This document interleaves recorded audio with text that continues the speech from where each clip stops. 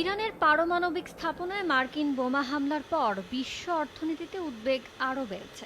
বিশেষজ্ঞরা বলছেন এর প্রভাব পড়বে জ্বালানির তেলের বাজার, মার্কিন ডলারের মান, পুঁজি ও স্বর্ণের বাজারে। সোমবার সপ্তাহের প্রথম কার্যদিবসে এর প্রতিক্রিয়া বাজারে দেখা যাবে বলে ধারণা করা হচ্ছে।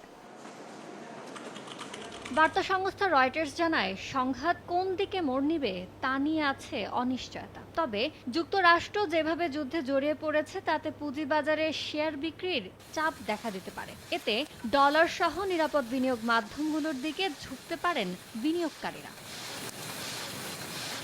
বিশেষ করে জ্বালানি তেলের অনিশ্চয়তা, অস্থিরতা আরও বাড়বে। জ্বালানির দাম বাড়লে প্রভাব পড়বে জীবনযাপন ব্যয়, এতে বাড়বে মূল্যস্ফীতি। স্বল্প মেয়াদে মার্কিন কেন্দ্রীয় ব্যাংক ফেডারেল রিজার্ভের সুদ হার কমানোর সম্ভাবনাও কমে যেতে পারে। জ্বালানির দামের প্রভাব মুদ্রা নীতিতেও পড়ার শঙ্কা করছেন খাত সংশ্লিষ্টরা। সংঘাত শুরুর পর এরই মধ্যে অপরিশোধিত তেলের দাম 18% বেড়েছে। বৃহস্পতিবার গেল 5 মাসের মধ্যে সর্বোচ্চ প্রতি ব্যারেলের দাম $79 উঠে যায়।